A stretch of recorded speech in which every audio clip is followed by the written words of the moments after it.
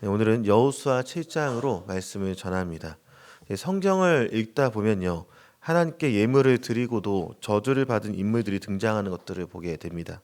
하나님께 많은 것을 드렸건만 왜 죽음에 이르게 되고 심지어 성경에 기록이 되어서 성경을 읽는 모든 사람들에게 두고두고 회자가 되어 그런 불명예까지 갖게 되는지 어떻게 보면 이해가 되지도 않는 그런 장면들도 나타나게 되는 것이죠.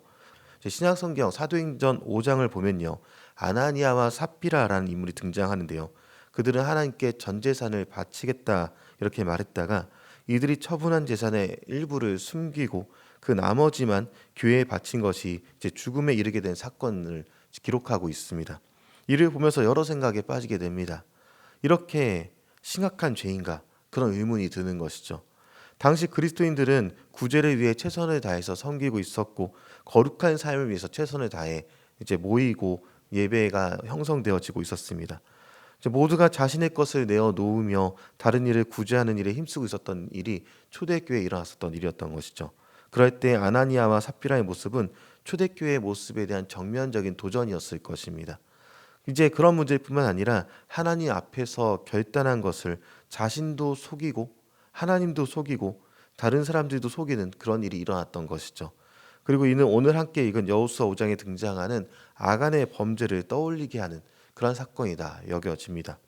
초대교회가 가장 은혜로운 역사들이 일어나고 있을 때 아나니아와 삽비라의 범죄가 일어났던 것처럼 이제 가나안 땅에 들어와서 여리고성 함락이라는 그 놀라운 기적을 경험한 이스라엘 백성들 가운데 아간의 범죄가 일어나게 된 것입니다.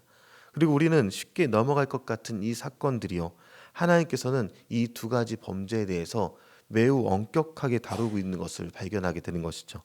이제 자기 백성들 가운데 일어나는 죄에 대해서 하나님의 태도를 보여줄 뿐만이 아니라 앞으로의 이루어질 그 이후의 역사 속에서 하나님께서 그의 백성에게 하나님의 백성에게 바라는 것이 무엇인지 엄중하게 보여주시고 경고하는 것이 오늘 사건입니다.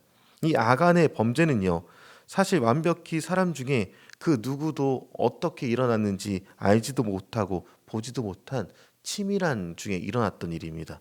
마치 아나니아와 삽비라가 둘만 알고 있었던 속임이었던 것처럼 오늘 본 1절에 보니까요. 이 범죄는 범죄한 아간과 하나님만 아는 일이다라고 기록하고 있습니다. 이 말을 다른 일로 하면요. 하나님은 아무리 은밀한 죄라도 모든 죄를 아신다 말씀하시는 것이죠. 이 말씀을 준비하면서 제 마음속에도 큰 찔림이 오는 것은요. 아무도 모르는 나만 알고 있는 그 범죄들이요. 사실은 하나님도 같이 보고 계신 그 상황 가운데 일어난 것을 다시 한번 깨닫게 됩니다. 너무나도 무섭고 큰 떨림이 찾아오게 되죠. 그리고 이 개인의 범죄는요. 하나님께서 개인의 범죄로 다루지 않으셨습니다. 공동체를 위기로 빠뜨리게 되었고요. 이 범죄로 인해서 백성들이 승리에 도취해 있었을 때 하나님은 진노하셨고 중요한 것은 하나님께 바친 물건을 취한 자는 아간이었지만 하나님께서는 이스라엘 전체의 범죄로 보셨다. 이렇게 얘기하고 있습니다. 그래서 1절과 11절은요. 이스라엘 자손들이 범죄했다라고 기록하고 있는 것이죠. 한 사람의 죄인데 왜 공동체의 죄라고 설명하는 것일까? 마치 아담 한 사람의 죄를 통해서 언약이 깨지고 모든 사람이 그 영향 아래 거하게 된 것을 떠올리게 하는 그런 모습입니다. 그리고 이것은요. 우리 교회가 한 몸 된 지체인 것을 다시 한번 생각하게 합니다. 교회 안에서 전체 회중의 거룩과 개개인의 거룩이 연관되어 있다는 것이죠. 나만 아무렇게나 살고 끝나는 것이 아니라 나를 통해 우리 가정이, 나를 통해 우리 공동체가, 나를 통해서 우리 교회가 하나님 앞에서 거룩해지고 말고의 문제로 여겨진다는 것입니다. 하나님은 교회를 소중히 여기시고 그 교회 공동체 하나의 일도 교회의 일로 여기신다는 것이죠. 그리고 이 아간의 범죄 사실을 알지 못했던 이스라엘 백성이요. 아이성을 눈앞에 두고 있는 상황이 되었습니다. 그리고 나서 아이성과 전쟁을 시작하게 되었죠.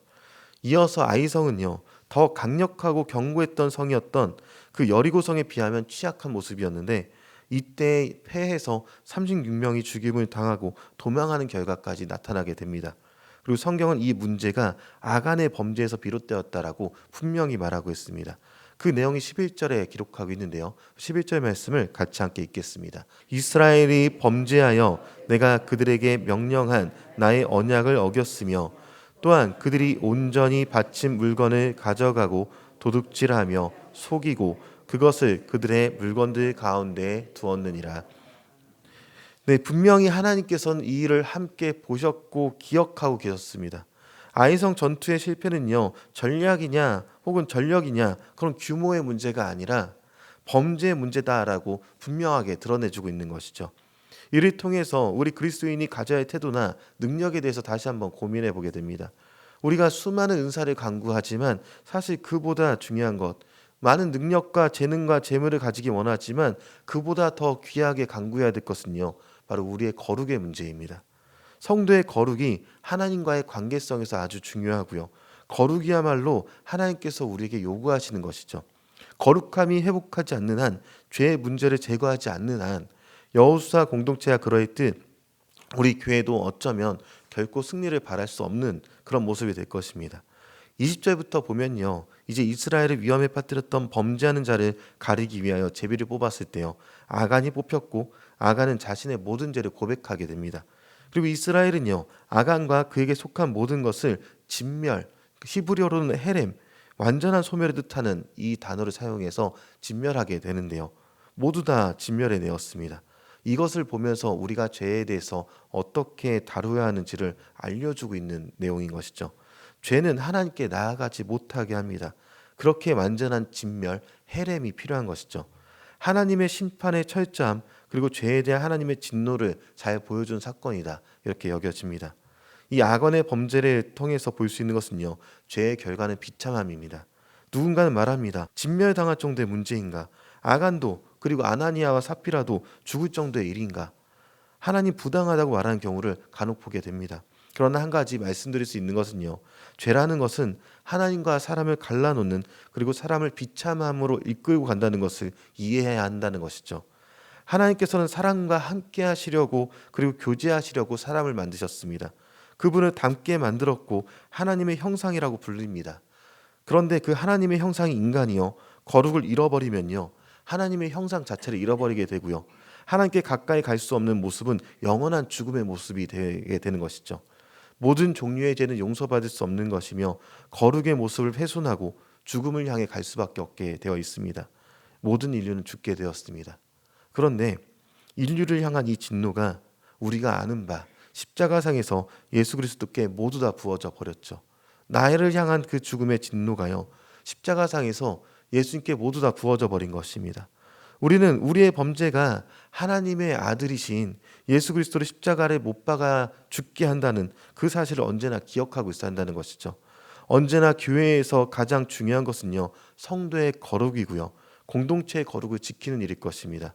이제 우리는 얼마나 거룩의 기준을 지키며 살아가고 있는지 돌아봐야 할 것이고요, 날마다 예수님의 은혜를 찬양한다 말하지만 결국 죄에게 나를 내맡겨 버리는 그런 모습을 보면서 예수님의 십자가 사건을 우롱하는 모습을 갖는 것은 아닌지 다시 한번 돌아봐야 할 것입니다.